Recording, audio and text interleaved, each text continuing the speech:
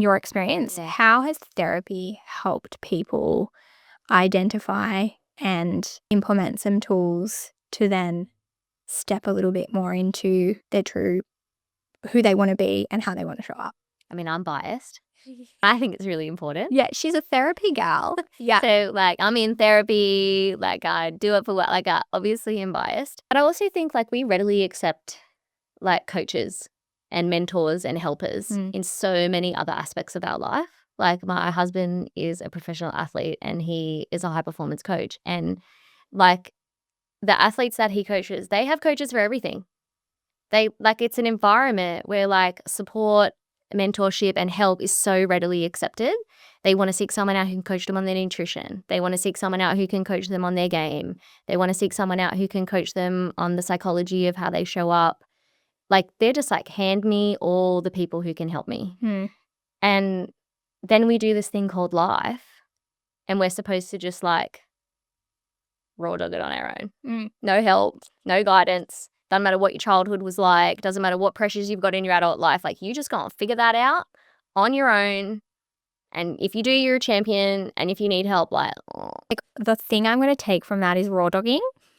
That is an exceptional way to explain that. That's what we're doing. Hey, I'm Loz McGlynn and this is Yeah the Gals, a podcast for the ones doing the juggle. I'll be chatting with women in the thick of it, those taking big leaps, and experts with the insights that we usually type into Google at 2 a.m. If you're winging it like me, you're in the right place, and I am so glad you're here.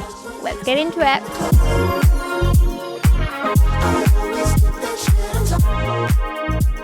Today on the pod, we have like friend of the pod who has been on a couple of times before over the years. And we've got 2 chats that we're going to like Going in hard. But Abby, welcome back. Thank you. It's nice to be back. It's exciting. We're in the new studio, sitting on a couch, like having a good time.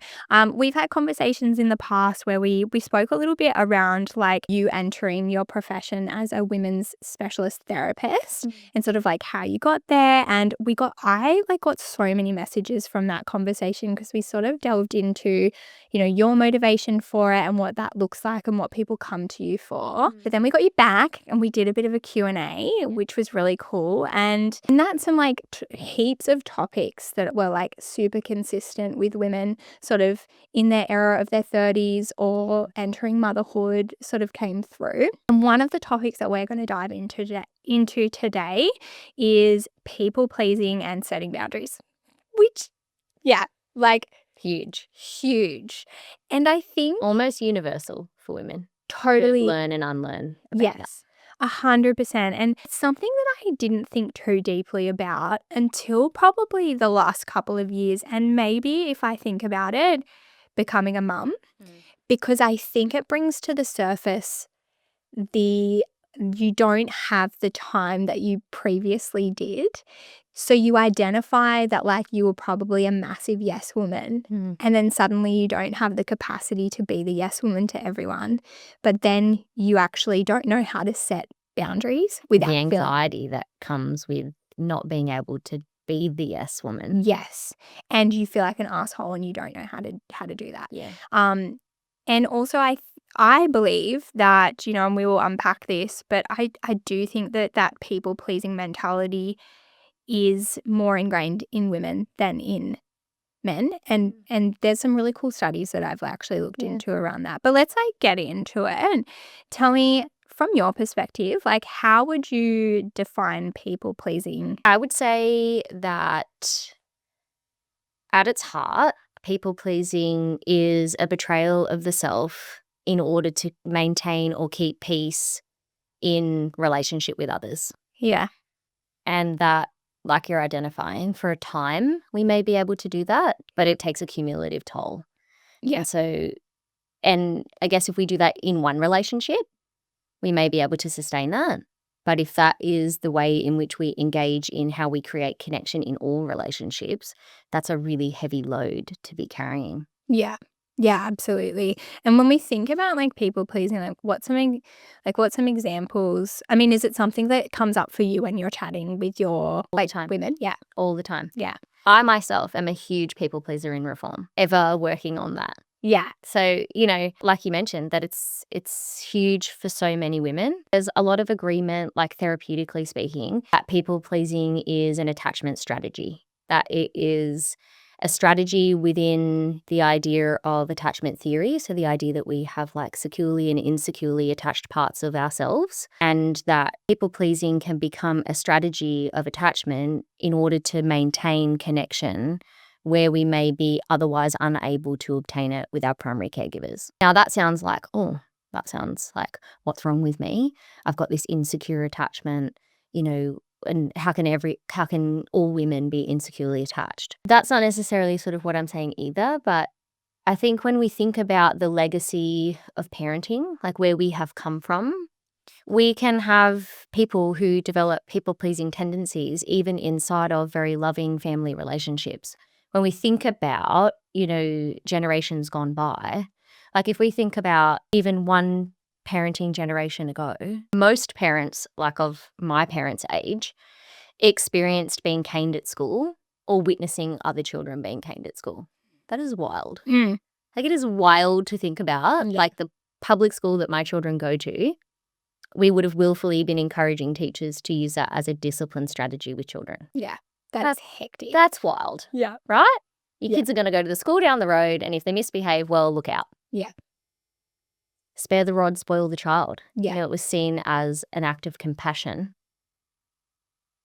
Was it? I don't know. Yeah. But, that's the idea that we're being hard on children so that we grow them into the kind of respectable adults we want them to be. So when we think about that, we moved beyond that to, our parents' kind of generation where we really moved away from the physical abuse of children, but we still had a really heavy focus on compliance. Mm. That compliant children were raised by good parents. So the good child was a compliant child and the good parent was the parent who had compliant children. So we had a really behavioralist model of parenting, which was, and, that was seen as really supportive, that was a really supportive model of parenting. Like, yep, really good job. Like we might give children like a little smack, but we're definitely not doing any of that harmful physical abuse stuff. We're just helping mold them into good people by really discouraging bad behavior and really encouraging pro-social good behavior. Mm. But, what we were doing essentially is seeing a bad behavior. So anything outside of the high expectation, which was often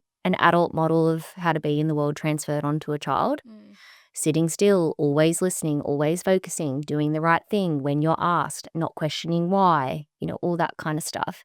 So if we saw a behavior that was outside the model of what we expected of children, we engaged in a consequence. If the child escalated the behavior or the behavior didn't cease, we escalated the consequence as a parent. There was nothing to be seen that was wrong with that. You could have that behavioralist model in a home where parents were deeply loving and deeply connected to their kids. But what it teaches children is that your job is to not honor what's going inside of you emotionally, not have curiosity, not ask questions, not be autonomous in your needs.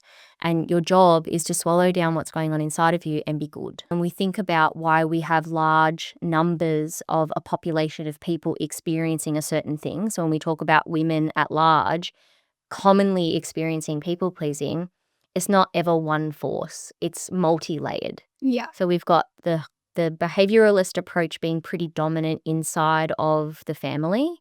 Then we want to move out and we want to look at, so what is the social context of children? Well, when we think about what has largely been the socialization of women and girls, largely the socialization of women and girls has been to be good. Yeah.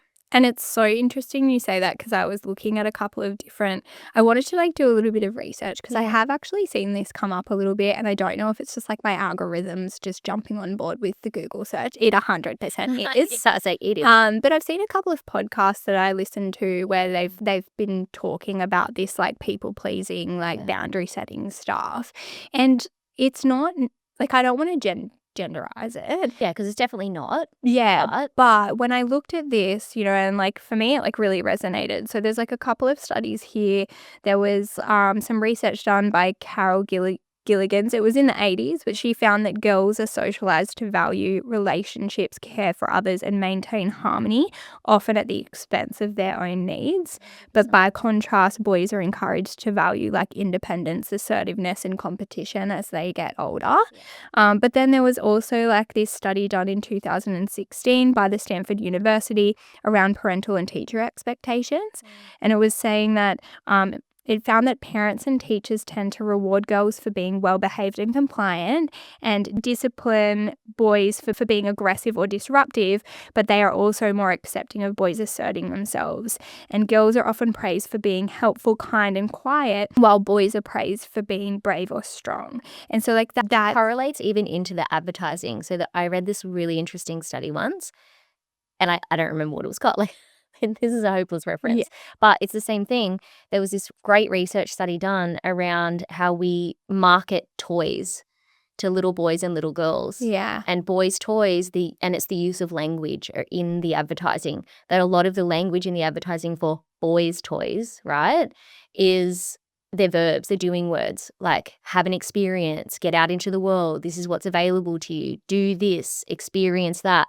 A lot of the words used in the advertising of toys to girls is nouns and adjectives. Be this thing, look this way, show up like that. And to me, I think that's really interesting that socialization and those messages are like ingrained from day one. Yeah. And it is interesting because like I almost feel like there's this whole other conversation around, is that changing for our generation now?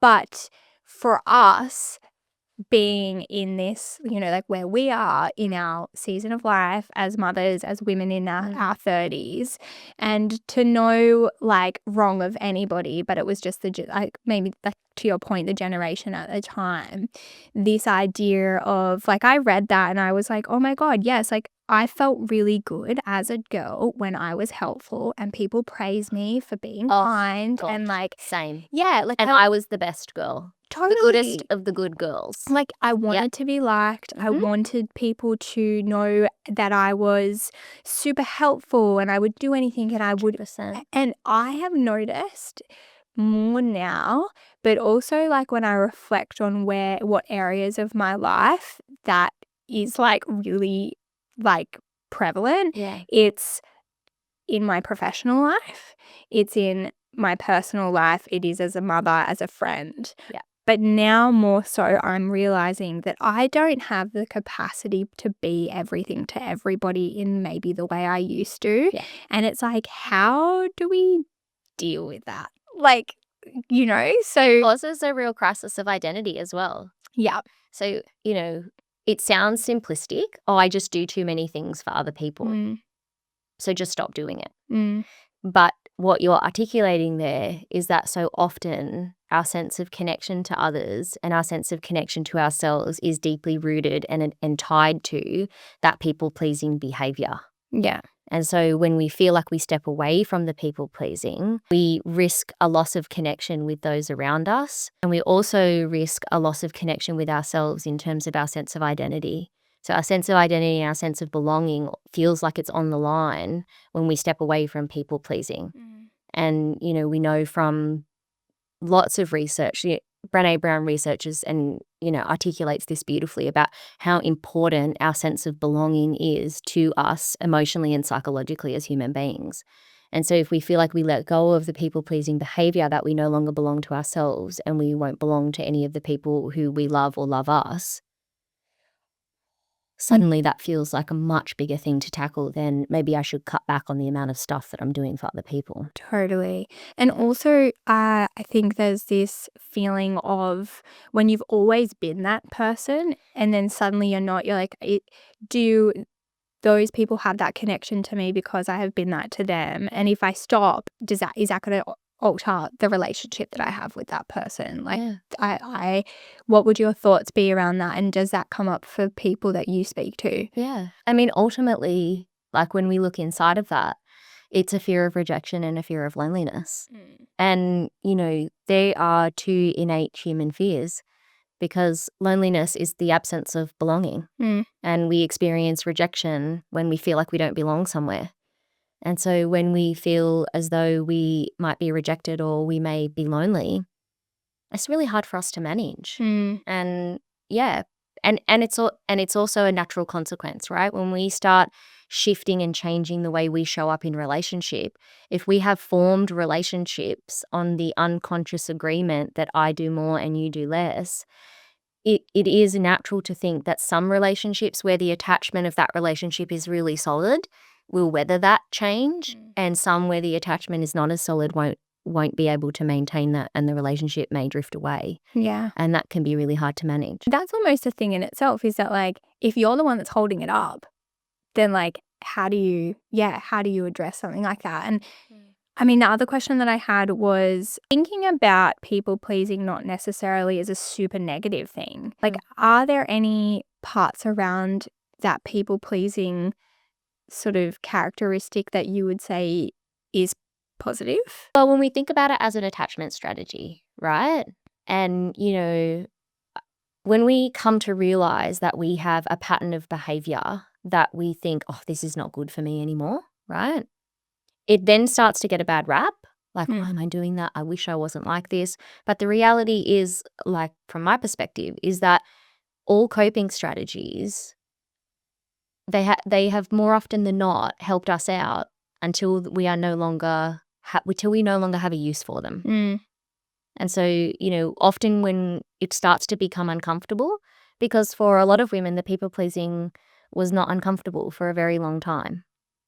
But we get to a point where it starts to feel a bit frictiony. It starts to feel as though this doesn't work for me anymore. So then we're ready to outgrow it. But probably it was quite protective for us for many, many years while it felt comfortable. In an environment where we garner acceptance, approval, and affection, some of those really key attachment needs, if we're able to garner more of that by showing up in a certain way, like, yes, long term, may it be taxing to us, may it have difficult effects on us, yes, but in the short term, may it have gotten us some of the resilience and some of the support that we needed in our childhood, yes. And so, like lots of coping strategies, it may have been positive and served us well for a time, but we may then get ready to outgrow it. And in the season just before we're ready to outgrow it, it may then start impacting on us more negatively. Yes. And when we talk about it probably becoming more, like when we talk about women in particular recognizing their people-pleasing tendencies as they get into, life gets busy, kids come along, needs change. What are some of the things that come up for women that might bring it all to the surface? Like some examples of where that could really come. Like what I commonly see? Yeah. So what I commonly see is high levels of anxiety, overwhelm, and like anger, agitation, resentment, like that flavor, physical burnout. They would be like the top things that women present with that they may or may not know are linked to people pleasing, because it's having a toll physically, emotionally, psychologically, relationally. And is there is there a association with people pleasing and mental load? Yes, you're more likely to take on a greater mental load if you're highly invested in people pleasing. Yeah. So like the stereotypical pattern, right, is like young girl, just like we talked about, gets lots of her attachment related goodies, like from parents, teachers, mentors, extended family, friends, through being really good. And so like we say, it can be adaptive. So may feel really good about herself, might feel really good about herself in childhood because I'm such a good girl and I get lots of really good praise and feedback for being good, right? And so then I lean into that really hard. So I lean into being good and helpful and kind and resourceful. None of those things are bad character traits, right? But because my sense of security and attachment in the world is online by doing it, I do it in a really big way. Because it's what makes me feel loved. It's what makes me feel good enough. It's what makes me feel good about myself. If I stop doing that, I don't want to stop feeling like those things about me are true. So we lean into it pretty hard and we often become over-functioning in our lives. We over-function for others and we over-function for ourselves a lot of the time. So we also often have like low-key perfectionist tendencies as well. Guilty. Yeah. So we get really good at being good, but also good at everything. Yeah. And like if I'm being low-key honest, there's like a part of me who is the perfectionist in reform that's like, I'm still a little bit identity-wise connected to being a perfectionist. Yeah. But you're like, oh, I'm such a perfectionist.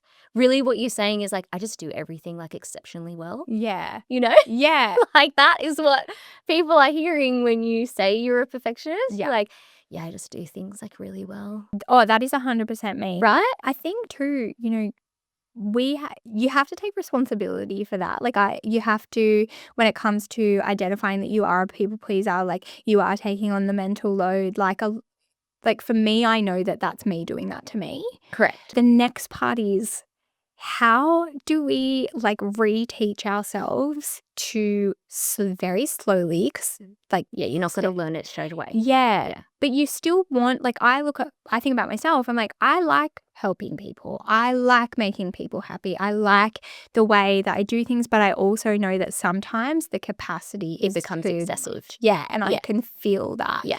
I also know for myself that the ability to show up for people the way that I used to is not there. Yeah. But I've had to learn that, like, if those relationships are solid and that's okay. That's They not will, like the self-deprecating. attachment in that relationship will weather Yeah. the change in how you show up. But I'm still really bloody scared to set boundaries, because no to me feels like I'm either letting people down or I'm pissing them off or I'm coming across like an asshole. Yeah. How does one begin the boundary setting? I think you have to know that it's a problem in the first place. Like I think that beautiful self-awareness that you're talking about, if you don't have that yet, then boundaries are such a long way away. So the first place is a rich sense of awareness. And like my therapeutic goal at the beginning of everything, and like all my clients will be like laughing at this because I always talk to them about, I know that particularly clients who are like owl oriented, like high achieving, over functioning, perfection oriented people pleasers. Like we come to therapy like, right, let's change it. Let's change it all. Yep, I'm aware that this is now something I need to work on. Give me all the things to do immediately. In 3 weeks' time, I won't be doing it anymore. Fully understand the torture of the goal that I'm about to give. My first goal for anyone who discovers something about themselves where they're like, I really want to shift this, is compassionate observation. So kindly, gently, and lovingly, if you can manage it, because sometimes we might have a really high critical inner narrative. So sometimes compassionate observation may be too much for reach and we might just go for observation. But if we can, compassionately observing ourselves in our behavioral pattern, down regulating that impulse that like, it doesn't serve me anymore. I need it to be different, and I need it to be different now, because part of that is the perfection oriented trait we're trying to settle down. And so giving ourselves permission to be enough, even in the space where we feel like we're doing things that are wrong or not helpful for us. So we want to accept that like it's going to stay for a while. I'm going to actively notice myself people pleasing to all holy hell and be able to do zero about it. Not change it one bit. You're going to be like, I'd love to. Yeah, for sure. You know, like when the mom at school says, hey, we're doing this thing. Can you make the cakes for whatever? And you go, you try and drag that arm out as long as possible. And your brain's going, think of a reason to say no. Think of a reason to say no. And you're like, nope, time's up. You're out. And you go, sounds great. Yeah. Definitely would love to. I'll bring them tomorrow. Yeah. Meanwhile, you're like, that's a midnight bedtime now. Yeah.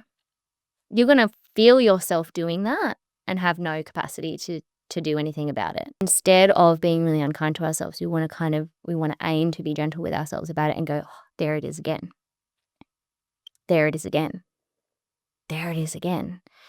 Because the better we get to know something about ourselves that we want to change, the much better equipped we are to know where is the best place to start that we can gently inch towards change. What is the emotional trigger for you that engages you into people pleasing, which will be different to the next person? So people pleasing as this broad, homogenous experience is able to be stereotyped or able to be generalized. But what happens inside of me emotionally that triggers me into that behavior will be really different to the next person. And so we want to really get to know that and pay as close attention to it as we can. Because for me, the best therapy is looking at root cause. We don't ever want to sit in the place of symptom. Like, I people please others too much. Okay, so what's the strategy for how we can manage the people pleasing? If we just try and strategize and manage the symptomatic problem, we're only ever kind of really band-aiding it. We want to say, okay, well, that is the symptom over there. But if we just park that and try not to do anything about it, and we look at what's happening underneath it, like what is the root cause of what drives that behavioral response, and we work on that, the people pleasing will take care of itself. Like, it will work itself out. And the other thing too is like, if we really look at it, I don't think that people really care all that much. I think that People are focusing on themselves. In the same way that you're paranoid about people are going to think I'm so awful and so mean, they have their own internal narrative going on about whatever their struggles and their difficulties are. Yeah. Like, unless we're abjectly behaving in an outrightly difficult or offensive way, 9 times out of 10 people aren't really going to notice. Or if we ask something reasonable of other people and they do take big issue with it, it probably is something that's triggered inside of them that has nothing to do with you. Yeah, it's like a them thing. It's a them thing. I think about, there's so many memes that go around about this, and like, it happens with my girlfriends that we might plan to go out for dinner. It might have taken a month. Yeah. And then it like gets to Saturday night. It's like 6 o'clock. You're supposed to go out for dinner at 7. And then someone pulls the pin. And like, then someone else is like, oh yeah, let's reschedule. And you sort of do like there's like a little bit of relief in that. Like, there's this, I want to spend time with my I want to catch up with you, but also not mad that I can go and put my pajamas on and That I'm settle so into tired. bed. Yeah.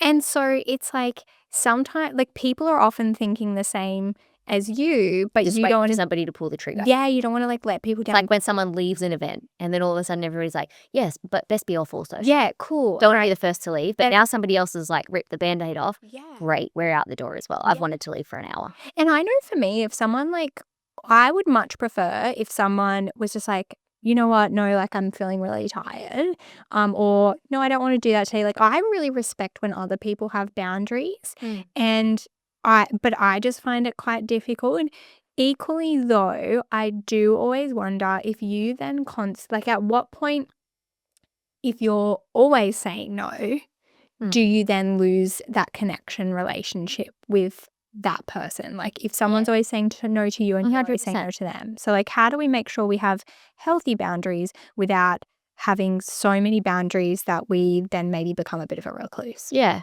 Well, it's either ends of the spectrum, isn't it? You know, it's that chronic people pleasing, chronic betrayal of the self, or at the other end, we have like really deep inflexibility and inability to think about the needs of others and inability to be able to have, you know, any sense of cooperation or teamwork. We're sort of talking about like either end of the spectrum, aren't we? In my experience, it's very rare for people who sit up the chronic people pleasing end of the spectrum to just like do a quantum leap like over here. It's like almost viscerally impossible. They're usually going to tend like more towards the upper middle section of, we may swing over here for a while. You know, it's like that pendulum. Like if we've hung up here for ages, there's going to be a fair bit of momentum when that pendulum comes down, and we may swing like aggressively over this way and be like, everybody get away. Like, I unlearned people pleasing like in a big way in COVID. So I was like really supported by the universe there. Like, everybody went away. We went nowhere. We did nothing. It did shift the dial for a lot of people when it came to like that sort of stuff as well, which was great in a lot of ways. I think I didn't have, I was aware of it. I always set for the year, I'm like no good with intentions, like the neurodivergent in me, like the demand avoidance that comes with like a task I must do and a goal I must reach. I just sabotage it immediately. And by February, I'm like, I didn't even want to do that anyway. So like, I can't, there's no way. Like, I now know intentions are gone for me. But I try and think about, like, for this year, like, what do I want my intentional focus to come back to? Do I want it to be about joy? Do I want it to be about whatever. And at the beginning of that year, I remember I had said to my husband, like, this year is the year of no for me. Like, I really need to pull back. And then, like, the whole world was like, no. Yes. No anything. Like, shut your doors, shut your windows, get inside, do nothing, go nowhere. And I remember at the outset of it thinking like, oh, whoa, like we pulled our kids out of preschool. Like I only worked 6 hours then. And I was thinking like, God, this is going to be a lot, like parenting the kids, like all by myself. Like, what is this going to be like? Because, you know, like 2 very vigorous kids at that point. And I was like, wow, when you take away all the external demand and how much I was always doing all the things for all the people all the time and all the activities, I was like, this is a vibe. That's a big move. Like, I was like, oh, wow. I learned about how much more of an introverted person I actually am. Really learned a lot. Like, now I understand my neurotype better. Like, I was like, oh, this actually is not good for me. Like, such an excessive level of output. Thank you to the ADHD. But what an overwhelmed nervous system I had. Oh, learning more about the autistic parts of me. And I was like, oh, I don't actually like doing that. Like, I was really kind of apprehensive about what that experience would be like. Take away all of that over functioning. I was living the dream. How did you set those boundaries? Like, what did some of those conversations look like? Like, someone typically would be like, can you do this? Do you want to come for dinner? And you didn't. Was that hard? Like, what are some examples of how you might frame that? I mean, I guess in the COVID era, like, it was a conversation that didn't even happen. Yeah. Because you couldn't go anywhere, you couldn't do anything. And so it kind of was taken out of your hands. So I was sort of saved from having to have the conversation because it just wasn't allowed. But I guess then when you try to think intentionally about how you move back into the world, I was just honest. Like, I think it's one of those times where you have to like walk your talk a little bit, you know, like I talk to women all day, every day about like being true to themselves and owning their sense of vulnerability and, you know, showing up authentically with the people who you feel safe to do so. And it was saying things like, life feels like a lot for me right now. I would love to do that with you, but I just don't feel like I can. I also just quietly wasn't present in places where I would have asserted myself to be present before. I think a lot of the time the people pleasing is sought out by those of us who people please. Like, we volunteer ourselves into spaces because the unconscious narrative that we're having inside ourselves is I should. Oh yeah, like all the other mums at school are doing XYZ, like I should go and do that too. Or like all of my girlfriends, they're all doing this thing for somebody else and like I should do that too. Or everybody is going on this fun thing and doing this fun activity. And even though that's not really my thing, like I haven't made much of an effort socially, like I should go and do that too. So it was being honest with the people who are my core people, you know, like parents, like in-laws, really close friends, close colleagues, saying like, if something came up, I would just try to be honest and say like, I would love to do that, but I'm like at capacity. Or, you know, it was also realizing kind of like what was happening for our kids and understanding that their developmental needs may be a little bit different. So there may be certain environments that actually just don't work for them.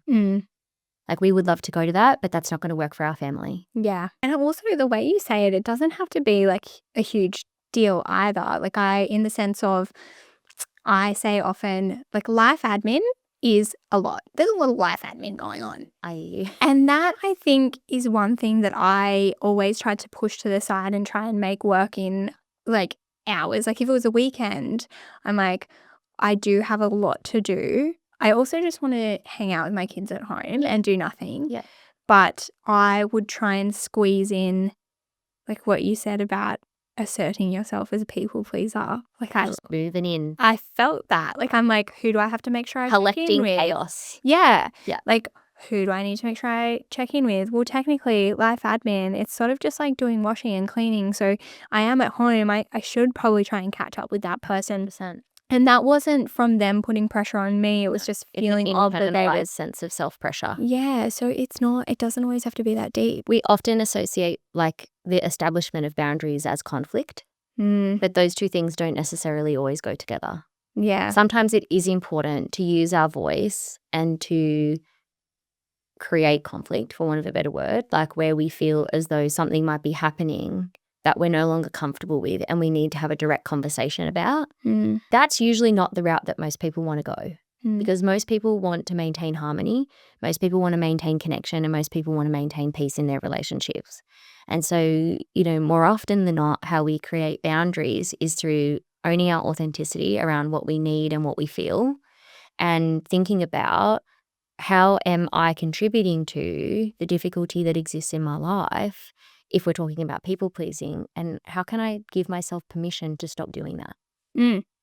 Yes. So you can see underneath that narrative of giving yourself permission to stop doing that, we come back to that sense of belonging, that sense of connection, that sense of loneliness. Because what if I don't check in on that person? Yeah. Will they be mad at me? And if they're mad at me, like, will they have conflict with me? How am I going to feel in that conflict? And, what will happen? What will happen after that conflict? Like, what if we're not friends anymore? Like, what if, and I'm not saying that's the loop sometimes that's the loop that's going on in our head, but it's the unconscious story that we're telling ourselves about our worthiness individually and our worth to others. Yeah. That to feel enough in myself, I need to be useful to other people. Yeah. And I have to earn my sense of worthiness. You have to, you don't have to keep score. Like, did I check in with that person twice this month? Did I get back to them within 3 to 5 business days? Probably not. Yeah. And also, people have a lot more empathy for your situation than you probably realize, because to your point, earlier in the chat, everyone is, in a way, feeling the same to a certain capacity. There's they've got their mirror on themselves going, am I being enough to other people too? Yeah. So let's just give ourselves a little bit of grace, take a step back. And it's usually a moment of difficulty. Yeah. If you have to say no, it's short-lived. The discomfort is so short-lived. Yeah. If somebody wants you to do something, or something for them, or something with them, there's the moment where they ask, where you have to call on your brave. You have to be brave in the moment. You feel yourself starting to dysregulate and you're like, oh, I don't want to do that. I've got too much on my plate. I'm overwhelmed. Ugh. There's the moment where you have to create discomfort right now. You're like, I'm going to say no. Yeah. We either choose the discomfort of that moment, or which moves pretty quickly. Most people are pretty reasonable. Totally. Most people are especially if you own your truth, where you can say, I would love to, but I can't right now. For whatever reason, you can't. And I'm not saying tell your whole life story to everybody. Give a version of it that feels safe and comfortable for you. Most people are pretty empathetic. Most people are pretty reasonable. And they'll say, oh, wow, sorry, I didn't know that was happening for you right now. Or I'm sorry that you're a bit overwhelmed or whatever. And they'll say, that's okay, no worries, it's fine. Yeah. On to the next person. They'll ask somebody else. So we either choose to create a discomfort that is often not as big in our own mind and our own body than it is in reality, or we swallow down the discomfort, we choose not to feel it in the moment, we people please, and then we feel a hell of a lot of discomfort in a protracted manner afterwards. We sit with the overwhelm, the anxiety, the self-frustration, resentment, it's always me, I have to always. And so we often you never avoid the discomfort. Yeah. And I always say that to my clients, when we're doing work on ourselves, when we're trying to live in a conscious and aware way, you don't get to avoid discomfort. Yeah. You just choose when and how you experience it. And it's how, in a way, discomfort is healthy. It is. Yeah, I think it's that's how you sort of grow and get better and a stronger sense of self. Nobody makes deep personal growth when they're comfortable. Yeah. We're survival-oriented creatures. We will always choose comfort, safety over anything. Yeah. Because that's what our nervous system wants, to feel stable. But think about the times when your life is comfortable. You don't grow a whole lot. It's really nice. Oh, it's a nice space It's to be really in. nice to just have a moment of peace. Yeah. But when you reflect on your deep personal growth, it's when you have made yourself uncomfortable. Yeah. In some kind of a way. I also think, we've spoken a lot about it, people pleasing in your personal life. I think this is huge professionally, particularly if you're in like a corporate role. Well, I say that because like that's what I associate with. Yeah. But professionally, Roles of high expectation. yeah. And I think like if I reflect on my own experience, that came up a lot for me early on in my career where I was trying to prove myself so that people pleasing, being a yes woman, helped me grow climb the corporate ladder in a lot of ways, but it also resulted in like a lot of burnout and like a really unrealistic expectation of myself that really, when I think about, not many people Doesn't matter care now. for. Doesn't matter now. Did all that effort for nothing. really, Yeah. And so how can someone set boundaries in a highly accessible world where you can be contacted in many different ways and forms? I know, like the overwhelm of being constantly reachable. Yes, you're not clocking off No. and you can't hear from someone till you get back to work the next day. It has become a blessing and a curse to be in more, a lot of companies are in a virtual first world now. But how can people set healthy boundaries so that they don't completely burn out and are all consuming and always on? I think for some people it's really hard. Mm. Like some organizations are not supportive of your personal boundaries. Like some environments, like I've worked with lots of women where there is no expectation, that there is no flexibility with expectation. And what I often see for women like that is when they are doing the personal work to support themselves to grow through aspects of how they function in the world that are detrimental to them, they will often outgrow a workplace like that. So it's understanding and being really realistic around just how much opportunity for flexibility do I have here? Or is there a very rigid expectation in my workplace that everybody adheres to simply because you adhere to it or you don't have a job? You may work in a workplace like that and there may not be a lot you can do about it. Like we sort of talked about before, while ever that way of showing up in the world is comfortable for you and your nervous system is acclimating to that and not burning out yet, you're probably going to think, yeah, it's a big ask, but like I'm up to the task. It's all right. Like I'll just keep doing it. If you get to the point where you're like, I can't, like this is not tenable for me, the best thing to do for yourself might be to think about what other choices do I have on the plate, on the table for me. That's not the case for everyone. Sometimes it's an internalized thing where the environment is more flexible than we allow ourselves to accept. I would say it's the same learning that you do in your personal life. It's transferable skills you take into your workplace.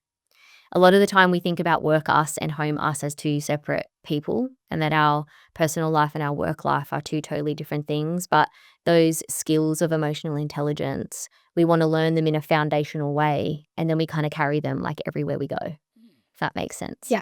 So once you learn to be brave to say like, no, I'm not making the cupcakes for the cake stall at school. No, I can't take my kid to that practice today. You will be better equipped to be able to say to your boss at work, I understand that that's what everybody else is doing, but I need to have a conversation with you about what it might need to look like for me. And I guess that does come down to who you're working for, your Always. support, your colleagues. I had a really interesting experience. I work in an incredibly supportive company. Yeah. I think it also comes with my maturity and where I'm at in my career and like my, where I am capable at, that I know that I'm capable, but I definitely have people pleasing tendencies and empathy tendencies that come up where and that empath comes up quite a lot for me as well.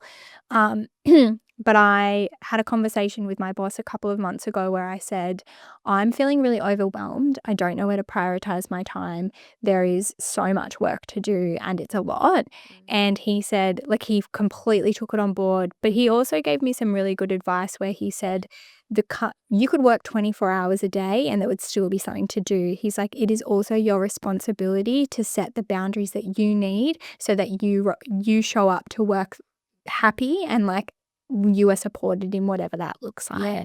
And so I realized that there were some things that were self-inflicted in a way. Yeah. Some of them being I would reply to emails late at night when the kids were in bed. So then people would start to associate, oh, Lauren's Oh, always I can working at send night. her an email at 10 o'clock. It's not a Yeah. big deal. Or she's up and sending emails that Teaching people about what we're willing to tolerate and do. Totally.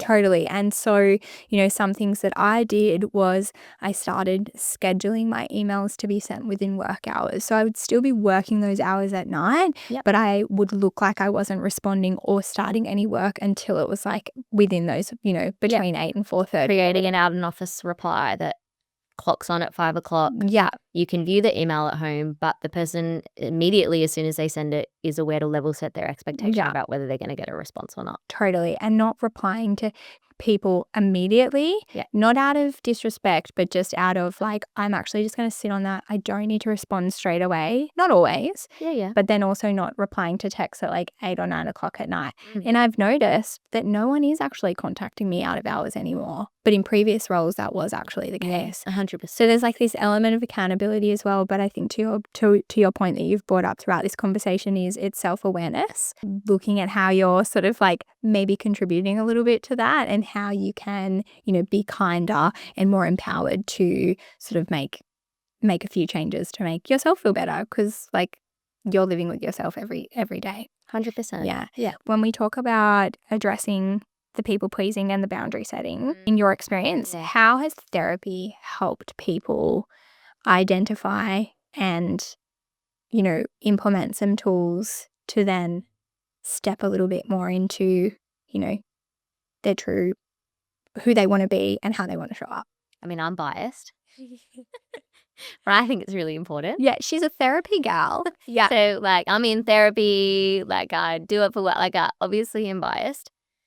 But I also think, like, we readily accept, like, coaches and mentors and helpers in so many other aspects of our life.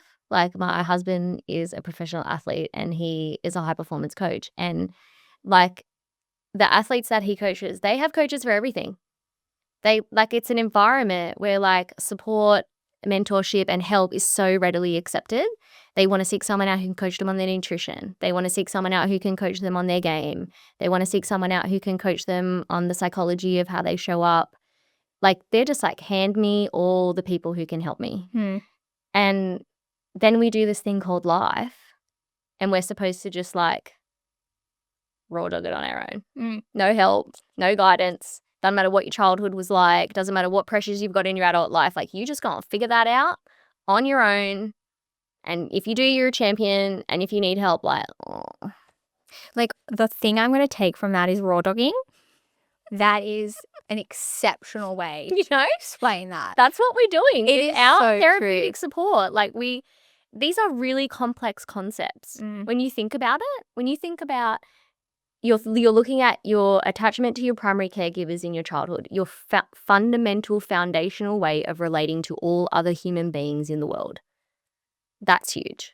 Figure that out on your own. I dare you. Like, nobody will. I can't figure that out for myself on my own. It's impossible. You're looking at what are the demands, overwhelms, and pressures in your current life that you're facing. That's a hard one to figure out on your own.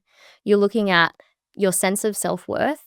So my entire foundational sense of identity and whether I feel good enough in the world.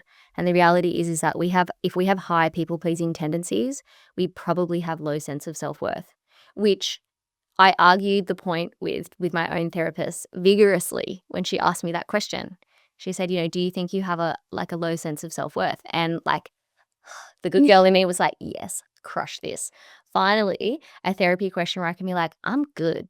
I'm so solid on that. Yeah. Like, no, I'm not a struggle. And I watched her adjust herself in her chair and she was like, okay, tell me more about that. Let's unpack that a little bit. Yeah. And I was like, all right, let's. Yeah. And I told her all the things I was good at. I told her like all of the things I was great at. And she just was like, those things are not about your sense of self-worth. And I was like, well, good. I don't know what you mean then. And she's like, I know you don't know what I mean. And I was like, okay, cool. Want to tell me? She was like, we'll figure that out. Yeah. And it took me, and I was diligent in the fight. Like I was like, no, like I really, like I've got a fair amount of struggles going on, but I really like who I am. Like I like who I am as a person. I know I'm really good at things. And I was like, this is it. What I was describing is what I call like my sense of self-competence and self-confidence. So they're things like talents, hobbies, skills, interests, professional qualifications you might have attained, roles you might have been able to do, things you're good at. For women, it's often how much commentary or approval we may have garnered in terms of how closely we align to the standards of beauty. The closer you align, the more feedback you get. The further away you are, the less feedback you get. It's about how helpful, how available we are to other people, how socially amenable we are, how much can we make other people feel comfortable in themselves. I'm like, I can do all I that. tick all of those boxes. Right? Yeah. Like I can do those things. So why is there been this crisis for me moving into motherhood? Like, this is an analogy I use with my clients all the time. Like I talk about that sense of self-confidence and sense of self-competence as like a cup, and it's out in the sun, and all of those things I just mentioned, we require feedback from other people. So they're pouring this liquid gold into our cup of like, I feel good about myself. Why do we often have a crisis of identity when we move into motherhood? People stop pouring into the cup. You take time out of paid employment. You may never return at the same capacity you did. You may not return at all. All the people who are telling you you're doing a good job of your job, gone. You are less available to other people to do all the things. You have less interest and nervous system bandwidth to engage socially. And if you do, you have less of a capacity or an interest to make it pleasable for other people. Your ability to engage in hobbies and interests significantly diminishes. Your ability to heavily align to the standards of beauty changes, even if your body returns to the bounce back mentality, right? Our bodies in form and function feel very different.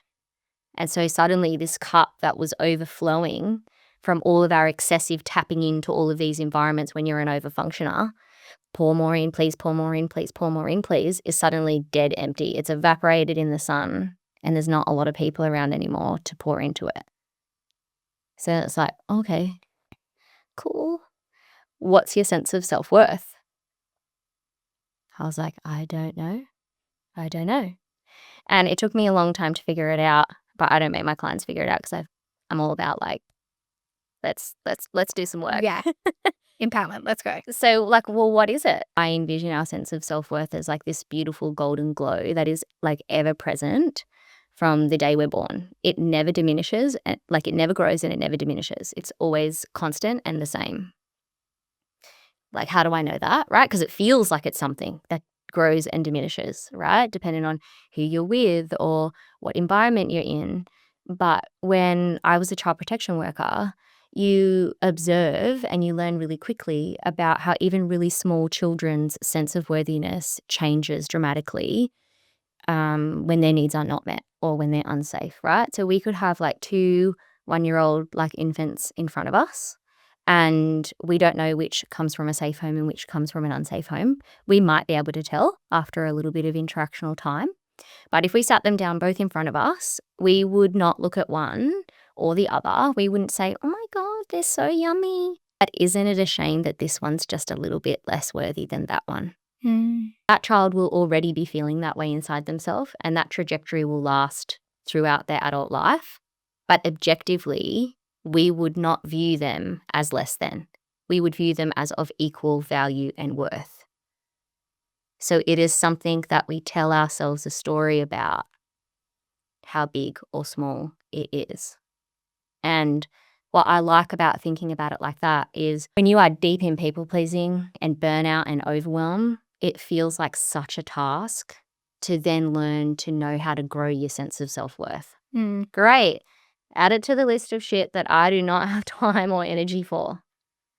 But when we think about it as this ever-present source that all we need to do is come home to, that for me is so much more peaceful. Yeah. Often it's a doing less. Yeah. It's a listening to, because your body is the place where regulation begins. Your body is always talking to you about what it feels safe with, what it feels comfortable with, and your body will say no to making the cupcakes for school before your brain even registers it. Your body will be like, I don't want to do that. And to your point, like that was very well captured. And My own therapy. yeah, it really makes you realize how much more there is that's going on for that people-pleasing tendency. Yeah. And that just because you become an adult and you might identify that that's something that you've been like doing for most of your life, it doesn't mean that it then just like switches off overnight. You know how to deal with it and how to set boundaries. It's not going to switch off overnight. Yeah. And it's really complex. Yeah. With so many layers. Yeah. So the idea that we would try to reform that, we would try to change that on our own is crazy. Yeah. Like when you add in all those layers, and that's not all of it, that's just a bit of it. Yeah. You're like, yeah, I would never be able to, I wouldn't even think about it like that on my own. Yeah. I would, okay, because I guess that's a bit of like a theoretical perspective of like, what does it look like? Where does it come from? What is it? But the whole other part of the conversation that helps guide us towards change is, well, what might we do about that? Because that's all lovely. Like that sounds lovely. But how will that help me in a moment where I feel pressured to do something that I don't want to do and that people-pleasing tendency has risen up in me really significantly? All of that knowledge doesn't really help me know what to do. Yeah. So then the next part of therapy is like, well, what do we do about it? Yeah. What do we do about it? Therapy is good for everybody. It is essential. It's like eating good food and getting good sleep. And it is not something you need that support and that framework and those conversations. I'm going to finish off and say I imagine, and this would be the same for me, and I think it was even when I sat down with you, is like, as a people pleaser, you get to therapy and you sit down and you're like, I'm going to nail this. Like, I'm going to be the best patient you ever had. Like that Maybe your favorite. Yeah. Maybe your favorite because I'm going to work so hard. Yeah. And I'm going to do all the things you tell me. But even to sit in therapy and like being a people pleaser, or if you're an empathetic person, you're sitting there going, I don't want to make this really hard for you. Like, I'm not going to cry. Like, we're going to be cool. That I can see would come up all of the 100%. time. When I learnt to be able to cry in any therapeutic modality that I engage in, I was like, yes. Yes. Now we're making it. There's something that someone said to me, I don't even know if it was you. Yeah. It was like, you don't not pay your plumber when they come in. Me. Yeah. You don't not pay your That's me all the plumber time. because you like feel like he had to drive a really long way. Yeah. You like want him to really like your home. So don't think of therapy like you're being a burden. It's a service. It's a service. It's often a service you're paying a large amount of money for. Yeah. Yeah. Like if it's not working for you, Yeah. reconsider. Yeah. Like if you don't feel safe to show up as your like truest, rawest self, like reconsider. Yeah. Like if you have goals and things you want to work on, like say that. Yeah. If there's a place the conversation is going in, you're not comfortable with it and you don't like it, say so. Yeah. I mean, but when you're a people pleaser, learning like to say no is really hard. Yeah, it's like it's a whole thing in itself. If someone's feeling like they're not fully ready to maybe unpack it, or they don't think that it's like a huge part, like it's not detrimental to their like everyday, or they're maybe not feeling the stress and burnout, or, you know, the things that we've spoken out throughout this conversation. Do you have any like resources or tools or, you know, books or things that you've come across that have been really helpful in this sort of space? I'm like so bad for like an academic reference off the top of my head. That's so fine. That's literally why I have this sheet of. I know, sitting like printed on. there probably is. But, like I'm not great at pulling that off the top of my head. What I would say that, and this is like, again, this is not the answer to the question, but for me, the most key thing in aiding yourself to shift your people-pleasing tendencies is a connection to and a sense of awareness of what's happening inside of you. Mm. And it's learning about how does my body feel? Like get out of your head. Your head will be like, yep, people please, let's do all the things. Every time we want to get out of our head. We want to get into our body. We want to be able to listen to the ways that our body is talking to us, because emotion, feeling, it all originates in the body. It's felt so loudly here before it ever registers up here. So looking at any kind of modality that helps you feel safe to be able to start to listen to your body. Yeah. Because when you can learn to listen to your body, you just overcoming the people pleasing is just learning to be brave enough to do something about what you're listening to. Because often when we're deep in people pleasing, we are not listening to our body at all. Yeah, 100%. Really great advice. Great way to finish.